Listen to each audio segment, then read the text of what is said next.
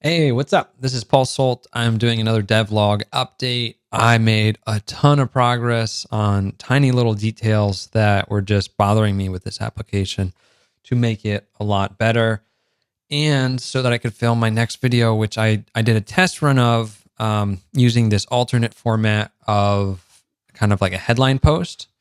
So let me show you what the app can do. We basically turn Markdown over here into slides. Now I'm currently ignoring any of these bullet points. That's just one of the features that I can turn items onto headlines, or I can have like a section review, which will insert a slide with that. But if I don't want that, I can just turn it right off, and then I'm just back to sort of the default slide format that I want. So I'm just showing section headlines. So it's just pulling out any heading down here. And it's also pulling out these top level headings. And I've structured this in a way to just have some flow. And that's kind of how I want to run the slideshow. So the new feature that I have, we can run this, and we've got this overlay slideshow. And this was helpful for when I want to do keyboard shortcuts. I can change the font so it can be the larger font or the smaller font. The larger font doesn't really make sense when you're trying to display it on top of other content. And that's how I primarily use this when it's in this overlay mode. It's just to give like a little hint of what we're doing or a little direction. But when I want to go full screen, we have this full screen option. I can just click that, and now we're full screen. Okay, so that's really key. And then I need to turn that large font back on because it's going to look a lot better if we're in full screen with the large font. So now we can go all the way to the beginning. Now I've added a lot of keyboard shortcuts, so I can just do Command F to switch between full screen and overlay mode. I can do Command R to start the presentation from any of these, just like an Xcode. I currently have Command D to stop, but you can also press the Escape key, which is huge. So now it's really easy to get into full screen mode. It's really easy to exit full screen mode with the Escape key. I've got a lot of keyboard shortcuts. I'm working on a new feature. That one's not in yet. I'm just having a blank slide, especially if you're on a black. It doesn't really make sense to have a blank overlay, so that doesn't really make sense. But we can run the slideshow, and now I've got keyboard shortcuts, including the arrow keys. So now I can use the arrow keys instead of just the mouse wheel. But I do have it so that the mouse wheel can scroll, so that works well if your mouse is sort of set up for that. If you've got like it in the freeform like slide mode, it's not going to work for you. So you really need to have a mouse that allows you to do like one click at a time, which mine has an alternate button, which works really well. I can now do page up, which I think is function up arrow, and then page down, which is function down arrow. And that'll go to the beginning or the end. And then I can go backwards and I can go forwards. So it's really nice. I can use those keyboard shortcuts to just jump all the way through the presentation. So that is my new app. I'm doing it because I want to do videos like this, and I want to be able to control the layout. And so the way I would typically do this is these things I wouldn't keep on the screen. So I would move these over to my other display. This one needs a little bit of love. I haven't given it a whole lot of love. It just shows you the current slide, but it really would need some of the up next slides. I think could be useful. Or even having some of the speaker notes, like automatically just having this stuff below the slide as notes if it's not included on the slide because we're in like a headline mode, I think would be really interesting for the presenter, because now I can have some notes associated with slides that I just want to talk through, but I don't want to have a whole lot of content on the screen. I want to keep it as minimal as possible so that you focus on me talking and not on the content that's on the screen. So that's the app. This screen is what I keep next to my camera, and I still need to play with the layout on this. I haven't given it much work because there's been so many features for just displaying the thing in full screen. I was pulling my hair out on trying to get some of that to work, and I think how I have it now is going to be the way it's going to be. But I can now run the slideshow from here, and we can just talk through whatever I want. That way my mouse is off the screen. I do have 3 screens here. So I've got one screen that is behind my webcam. My webcam actually sits in front of my screen. so that I can see myself. I have actual live preview of myself, which is another thing that you'll see in this top right corner. There's this little, I guess it's orange. I'm colorblind, so it looks green to me, but maybe it's orange. And that indicator is a system-wide thing. You have to go into safe mode to disable it so that it doesn't appear if you're like a presenter. So I might need to have like a little thing on how to do that, but I haven't tried doing that yet just because I'm just trying to get everything as much as possible working. So now I can scroll through the slides, or I can use now my keyboard to go right. And I lie because I have to actually bring focus back here. So I still have to connect some of these keyboard shortcuts on all of the windows. So I'm having to sort of have keyboard shortcuts on all the windows to make this so that it works with a multi-window system. But now I can use keyboard shortcuts to just advance through the presentation. The benefit of the keyboard, like the reason I didn't like the clicks, though I do support clicks, is you can click and click. So clicking left will go forward, clicking right will go backward. I know that's a little counterintuitive in terms of the position, but people mostly left click. So that makes sense for going forward. So that's another feature. But the keyboard, I can advance a slide without having a whole lot of audio from the press. The click, you're going to hear an audible click, click, click, click. So that's too much. That's why I like the mouse wheel, is it was silent. And with the other option here, it's going to be like that. So let's configure this slide live.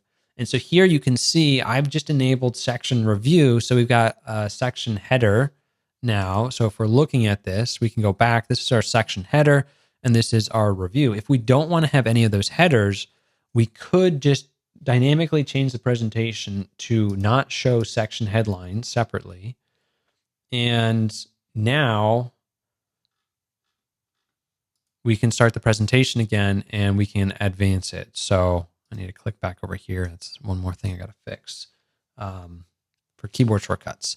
So now we can just sort of use the keyboard to go through. You can see the bullet points instead of the non-bullet point views. And it looks like I have a typo here. So let's just fix that. And boom, we're ready to go. So that is one thing, is like, you probably want to lock a presentation before you give it, but it is kind of fun that I can live update the text and then just save it and it will show on the screen. Now I am showing keyboard shortcuts so you can see what I'm doing, but I would turn off keyboard shortcuts if I was recording a presentation. And I think my face might be obscuring the keyboard shortcuts. So they're down here in this corner, which you can't probably see. So that is the app. I'm really digging how nice it is to just like create slides that look good. I still need to play with probably fonts and stuff like that, but this is like an MVP.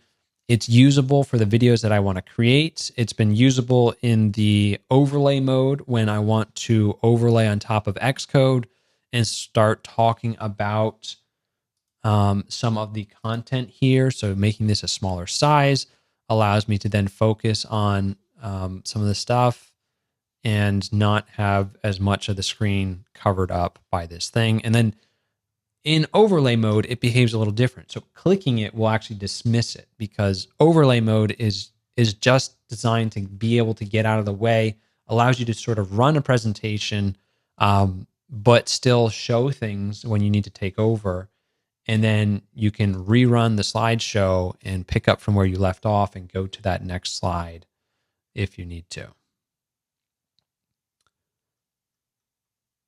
So that is the functionality. The other thing that was really important for me was full screen mode. So I wanted to have this overlay on top of any full screen app. And so that is another feature that this has, is so that you can give these presentations, you can start and stop these presentations on top of any screen. You don't need, it just works. So that's a big thing. And the thing that powers this all is this custom NS panel. And it's been a lot of work to get it to the point where, I think I gotta hide this, where it's working like I expect. You change one of these things and you break it. I accidentally had this line commented out, and so I couldn't join all the spaces. So I want this to be over top of any full screen application. So if I have full screen applications, I want this to display. And so that's a big feature requirement for how I want to use this tool. And then the full screen support, I can't get focus on this. So if I want to go to full screen, I actually have to go to the presenter view and switch modes or click on the thing there. That's where it would be kind of cool to have an iPad that was also controlling this. But right now, my other screen that is in front of me over here is kind of serving that purpose. And the keyboard shortcuts help a lot. Probably having global keyboard shortcuts would definitely help, of like being able to start a presentation from anywhere. But I don't have that function yet. So that's probably another feature that I have to do besides fixing the arrow keys on the other windows. But it's working really well. I'm really enjoying it. I was having issues though. There's tons of little issues when you work on something like this. I had issues where if I don't set the level to screensaver, when we do the presentation, and if we go full screen and then I got to do F. Oops. When we're in full screen mode, if I click on another app, let's see. Nope. I need another app to click on. Let's exit real quick.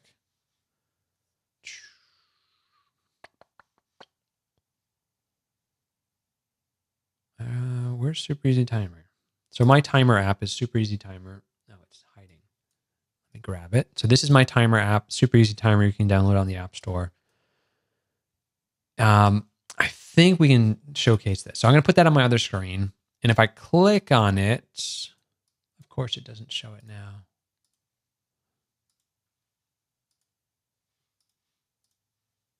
Oh, I'm not doing it in the right spot.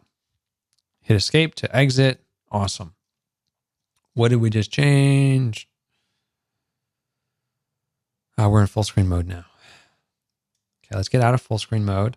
I've got too many Xcode projects open because I've been trying to figure this out.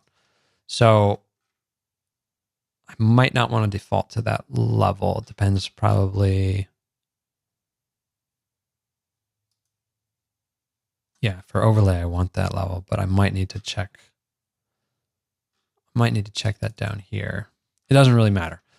I have a show and hide, and in here, if we're full screen, I have to do all the customization. So if I don't set the level to status bar or higher, we run into issues. And I don't love this solution. Like I really wanted a full screen app, but I can't get it seamless. If I click on another app, like this one, this is the clock I'm clicking on. So I'm clicking on the clock. You can't see it. I'm dragging it over because I'm not sure why.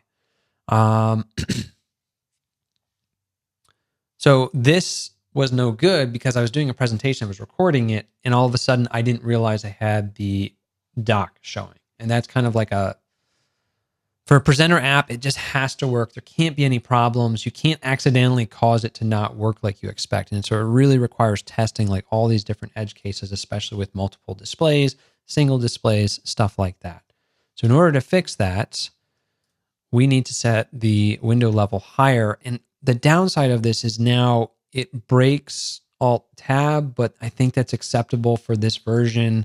Maybe I can find a workaround of doing a full screen app. I don't have good results right now for getting that to work. So now if I do that and I tap on clock or another app, it does not appear because our level is above the document bar, the doc, as well as I think it might be above the bar up top. The downside of this is that my window disappears. So it's not treated as a normal window anymore because it's on top of everything. And so it disappears when we do this. So you can't see the presentation. And this it doesn't match what Keynote does, but I can't figure out exactly what APIs Keynote's actually using. Like they might be doing some core graphic stuff, which I was playing around with. And I've tried a whole lot of different things. I was having ChatGPT and Claude try to like do this slideshow stuff, and this one sort of works. But the moment I move this off screen, it behaves totally different and it doesn't work. So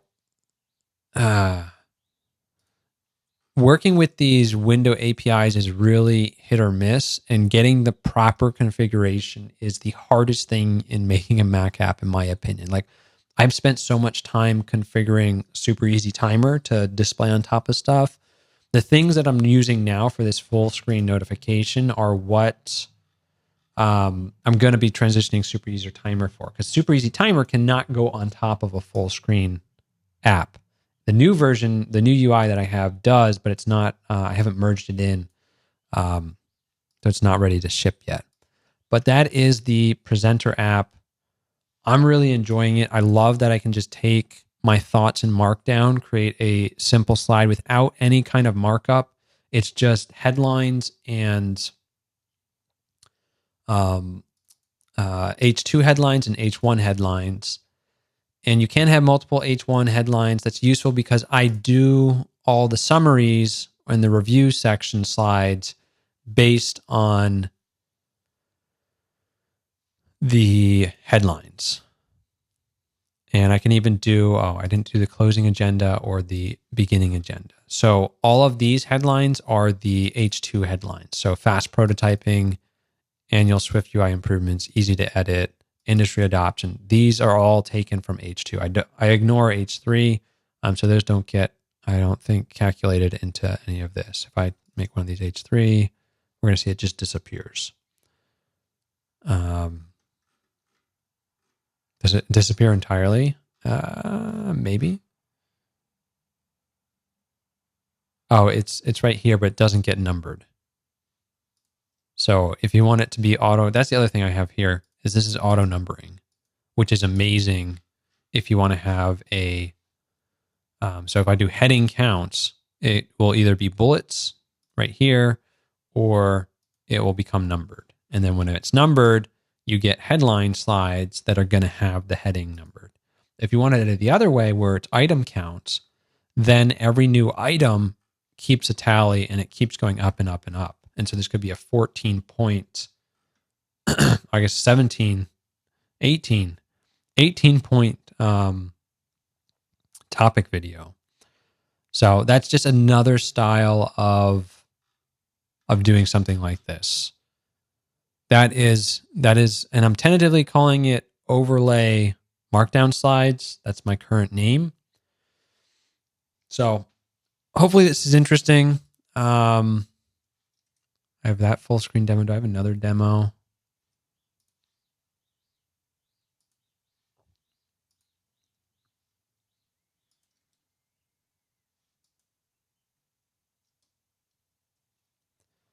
Yeah, and I just went through multiple iterations. So on the last thing I'll show is I was trying to see if ChatGPT or Claude could help, and like I had them give me code. They're not the best. They give me code that doesn't work. They give me code that I don't want the settings in. They're like, "Oh, you should use this setting," and I'm like, "No, stop putting that setting in." Like, for whatever reason, they always wanted to give me the collection can join all spaces, which I only want in certain scenarios. Actually, that's probably something we need to check, is to make sure that that's not behaving incorrectly. So if I go and run a presentation, yeah, so that's a problem. I have to turn that off when we're in full screen mode. It makes sense when we're in non-full screen mode, and I don't know if I can activate that. So that's like one of those little nuances here. I don't know if we can do it, but let's see if we can. Sometimes these things are not editable.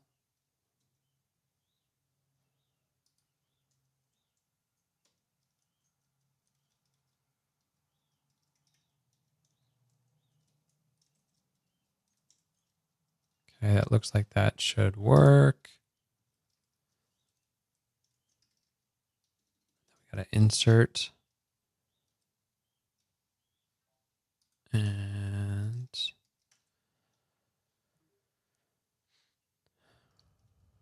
okay.